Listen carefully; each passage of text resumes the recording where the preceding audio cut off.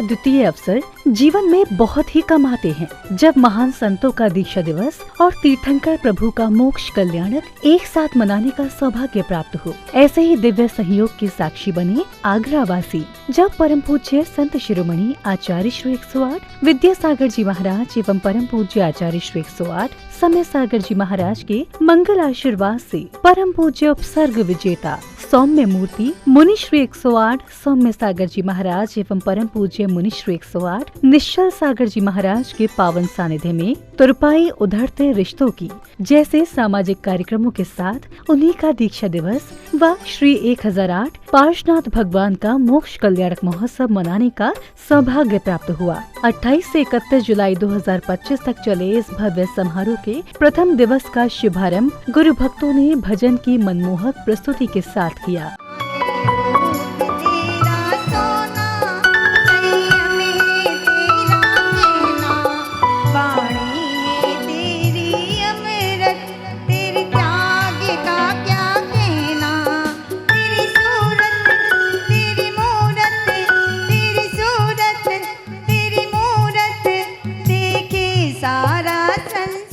भजन प्रस्तुति के बाद कार्यक्रम में पधारे विशिष्ट जनों ने पूज्य गुरुवरों के चित्र का अनावरण कर दीप प्रज्वलित किया।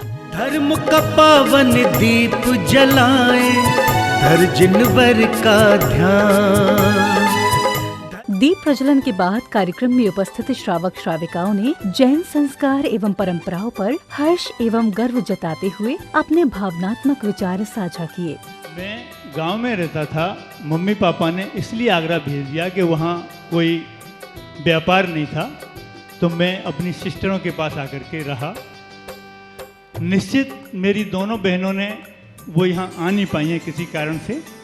दोनों बहनों ने मेरा बहुत सहयोग किया, मेरे को एक बच्चे की तरह से पाला उन्होंने। मुझे आज मेरे बच्चे और बहुओं ने अपने उपकारी के रूप में चुना है, लेकिन असल में उपकारी आज हमारे बीच में नहीं है।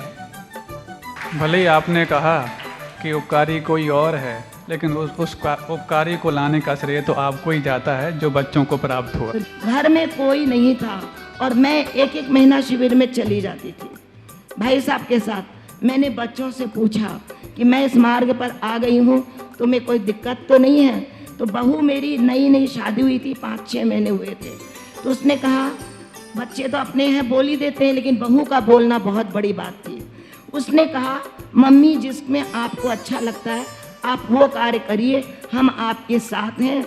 नमोस्तु मैना जी, नमोस्तु।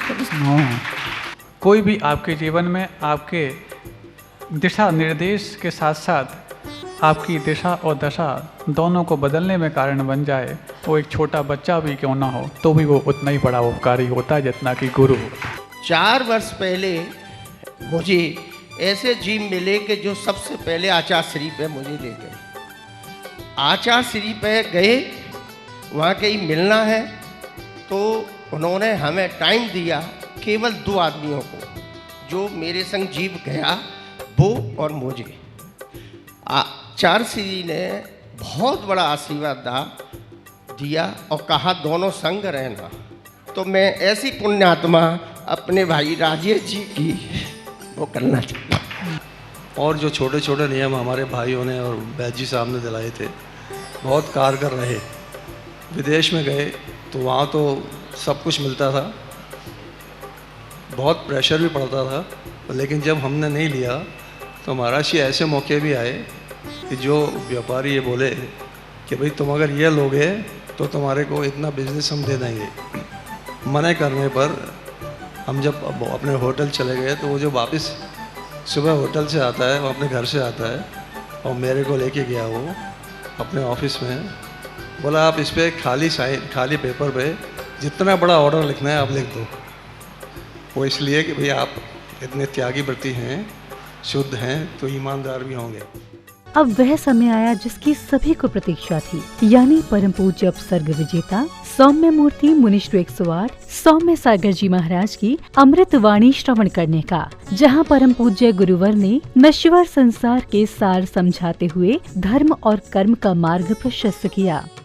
शुरुआत हम जब बच्चों को परवरिश करते वक्त ये देखते कि उनको हम अपने मुताबिक जो हम सोच लेते कि उसको ये बनाना है, उसको वैसा बनाने के लिए सांचा देने का प्रयास करते हैं, लेकिन भूल जाते क्या उस सांचे में उस बच्चे को वो संस्कारों का आकार मिल सकता है जो हम सोचना चाहते।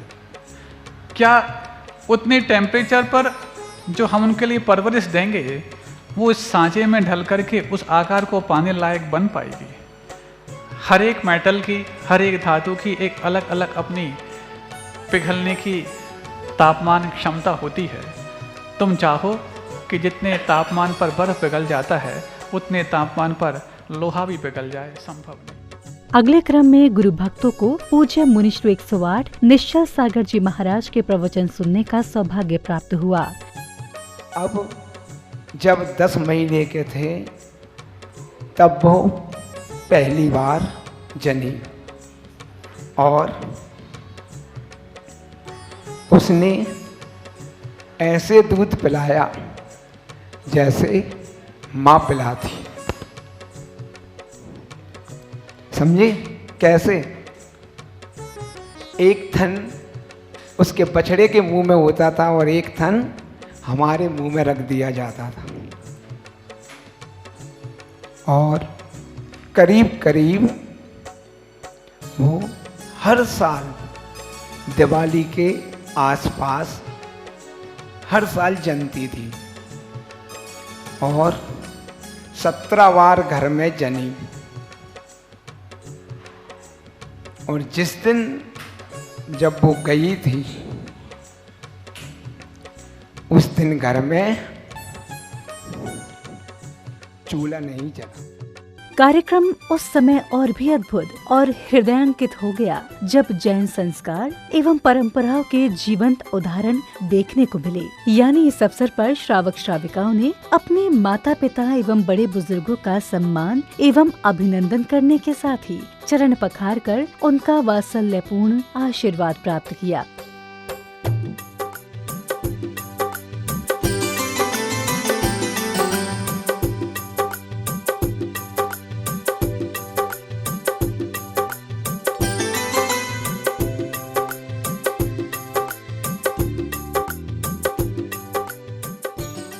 स्वागत सम्मान के बाद अगले दिन यानी कि 30 जुलाई को कार्यक्रम की शुरुआत विशिष्ट अतिथियों द्वारा पूज्य गुरुवर के चित्र का अनावरण कर और दीप प्रज्वलन के साथ की गई।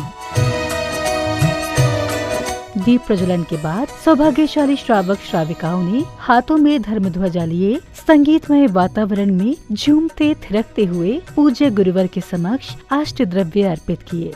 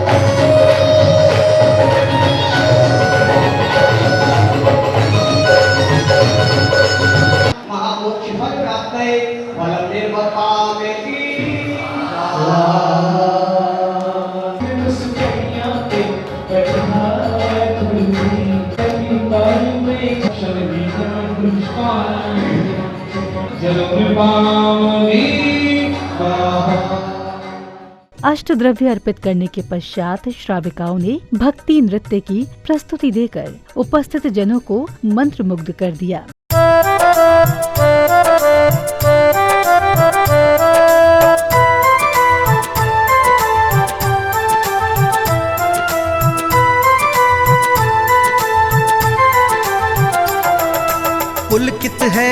भक्त यहाँ पर घड़ी बड़ी शुभ आई है।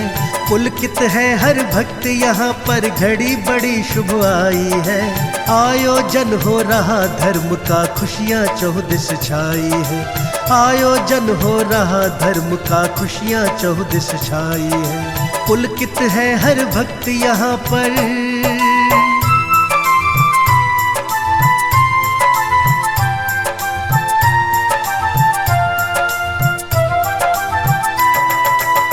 सुर संगीत की। अगले क्रम में गुरु भक्तों ने पूज्य गुरुवर का पाद प्रक्षालन कर गुरुदेव को शास्त्र भेंट किए, तो वहीं गणमान्य जनों का स्वागत सम्मान भी किया गया।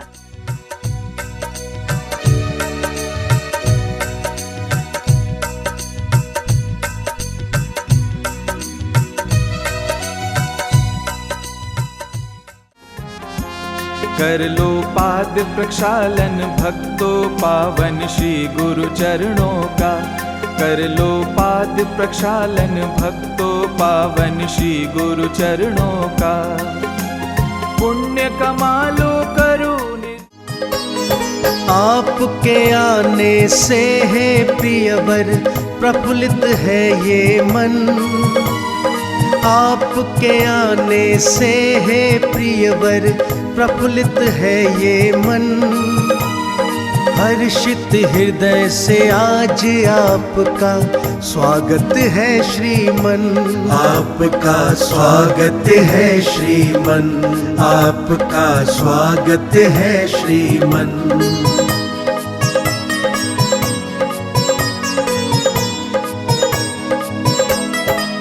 प्रिय आपके आने से हम कितने खुश हैं बतलाएं। आनंदित है कितना हृदय भाव से कैसे दर्शाए। भाव से कैसे दर्शाए। आपके आने से हर मन के महके हैं मधुबन। हर्षित हृदय से आज आपका स्वागत है श्रीमन। आपका स्वागत है श्रीमन। आपका स्वागत है श्रीमन।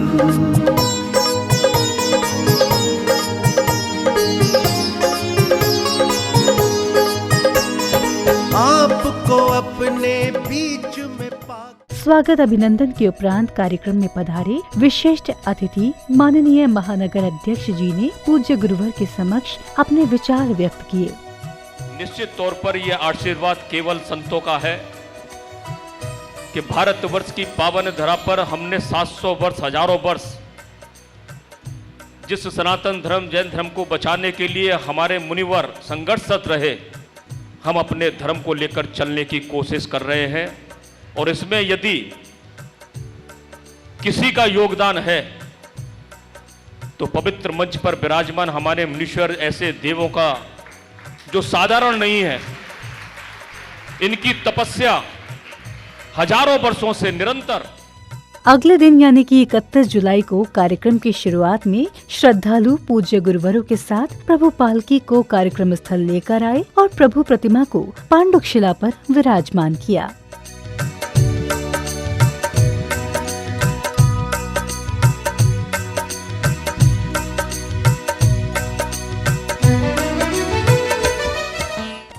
निकल रही है देखो, पावन निकल रही है देखो प्रभु की मंगल यात्रा। गाजे बाजे के संग है उमड़ी धर्म की देखो यात्रा। पावन निकल रही है देखो प्रभु की मंगल यात्रा। गाजे बाजे के संग है उमड़ी धर्म की देखो यात्रा। ये है मंगल यात्रा। इसके बाद पुण्यशाली गुरु भक्तों ने पूज्य गुरुवरों को उच्चासन पर विराजमान कर भक्ति भाव से उनके समक्ष अर्घ्य अर्पित किए। भगवान सरस्वती नमः अर्घ्य पांति। पारस देवा तुमसे बड़े कर कौन, स्वामी तुमसे बड़े कर कौन। श्री विश्वहन स्वस्ति स्वस्ति श्री जहता श्री संभव स्वस्ति करो सदा दीजिए निवास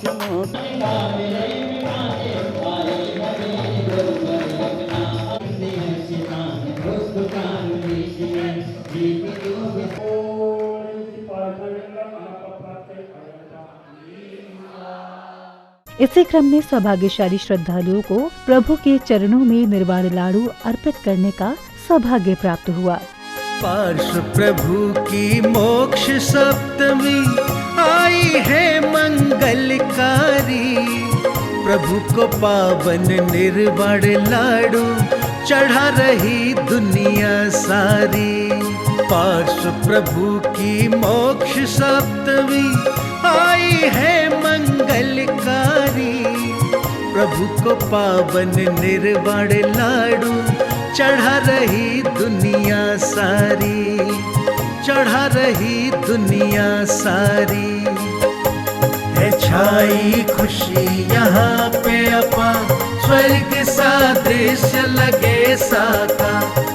निर्वाण लाडू अर्पित करने के बाद श्रावक श्राविकाओं ने झूमते थिरकते हुए पूज्य गुरुवर के श्री चरणों में अष्ट द्रव्य अर्पित किए। संसार ताप विनाशनाय चंदनम निर्पामिति, जड़ को ना मैंने जड़ समझा। ओम परम पूज्य 108 विद्यासागर जी मुनिंदाय अक्षय पद प्राप्ताय अक्षय धाम निर्पामिति, नए वेदम निर्पामिति। एक नजर कृपा की डालो, मानूंगा एहसान तेरा, मानूंगा एहसान। धूपम निर्पामिति स्वाहा, पर तुझ पे भरोसा है, जीतूंगा एक दिन। मिति अर्घम निर्पामिति।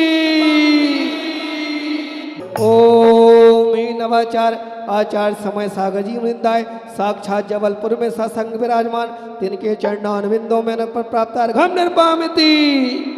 साक्षात विराजमान पूज्य मुनि श्री सौम्य सागर जी, पूज्य मुनि श्री निश्चल सागर जी के पावन चरणों में अनग फल प्राप्त है अर्घम निर्पामिति। बोला पूज्य मुनि श्री सौम्य सागर जी महाराज की। अगले क्रम में परम पूज्य अपसर्ग विजेता सौम्य मूर्ति मुनि श्री 108 सौम्य सागर जी महाराज ने श्रद्धालुओं को जीवन की नवीन दिशा की ओर उन्मुख कराते हुए सांसारिक व्यवहार और आध्यात्मिक साधना का सागर्भित बोध कराया। तो श्रवण शब्द का अर्थ है क्या आखिरकार? श्रवण वही जो श्रम करे, मुनि जो मन से मौन, और यति धारे तप यतन से, मात्र लिंग से कौन। श्रवण कहो, मुनि कहो, यति कहो, एकार्थवाची माने जाते, लेकिन चूंकि संज्ञाएं अलग हैं तो इनके उद्देश्य और इनके भाव भी अलग हैं। तो श्रवण वही जो श्रम करे, मुनि जो मन से मौन, भले ही मुख से मौन नहीं है लेकिन मन से मौन, और यति धारे तप यतन से, यत्न पूर्वक जो तपस्याएं करते हैं उनका नाम यति होता है। मात्र लिंग से कौन, ये मात्र वेश धारण करने से कौन श्रमण बन जाता, कौन यति कहलाता, कौन तपस्वी और महर्षि कहलाता। हमें लगता है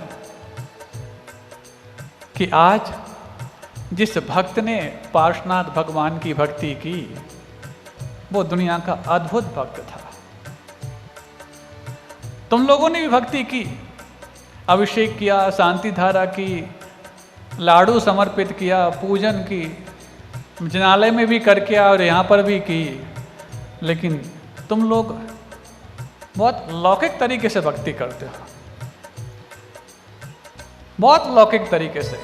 लेकिन जिसने अलौकिक और कहा जाए तो पारलौकिक तरीके से भक्ति की है, उस सर्वश्रेष्ठ भक्त का नाम यदि कोई है तो वो कमठ है।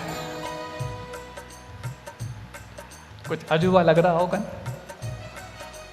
कि कमठ को तो हम उपसर्ग करने वाला जानते, कमठ को तो हम उपद्रवी आतंकी जानते, और यहाँ पर महाराज पार्श्वनाथ की तो भक्ति नहीं करके कमठ के लिए भक्त कहने लग गए।